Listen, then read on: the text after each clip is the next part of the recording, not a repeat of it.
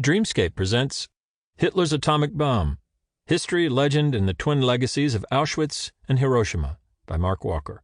Narrated by George Newbern. This book is dedicated to my wife Linda, son Chris, and daughter Carrie. Preface. Historians usually get only one chance to write a history. My PhD dissertation, subsequently published as a book, also examined the German efforts to build atomic bombs during World War II. This book is not an updated version of my earlier work, but rather a new history written directly from the sources, many of which were not available when I first researched this topic. These new materials include the Farm Hall transcripts, documents from the Kaiser Wilhelm Institute for Physics retrieved from Russian archives, Niels Bohr's unpublished letters to Werner Heisenberg, Carl Friedrich von Weizsäcker's papers, and the correspondence between Elizabeth and Werner Heisenberg. I'm breaking with historiographic tradition in a few ways. When writing about the Third Reich as opposed to the post-war period, I use the adjective National Socialist, or its acronym NS instead of Nazi, except when a historical actor used the latter term. Rather than use Adolf Hitler's title in German, Führer, I have translated it as leader.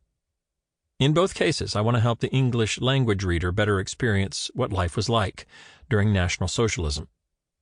During the Third Reich, a German would not have often heard or said the more pejorative Nazi while using the German word Führer, and English hides the symbolism, which was very important and clear to Germans that Hitler led and they were expected to follow. Although I discuss historiography where appropriate in this book, this will be supplemented by a more thorough discussion of the literature in a forthcoming separate publication. Acknowledgements.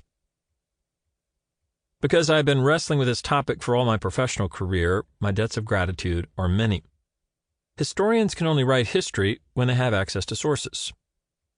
I am grateful to Helmut Reichenberg at the Max Planck Institute for Physics and the archives of the German Museum for Science and Technology, including its former archivist, Wilhelm Püssl, both in Munich.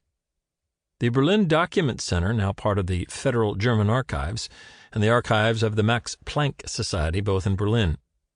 The Niels Bohr Library at the American Institute of Physics in College Park, Maryland, and the archives and special collections of the Rensselaer Polytechnic Institute in Troy, New York, and its former archivist, John Doka, for making this book possible. My research was greatly facilitated by grants from the German Academic Exchange Service, the Berlin Program for the Social Science Research Council. Sample complete. Ready to continue?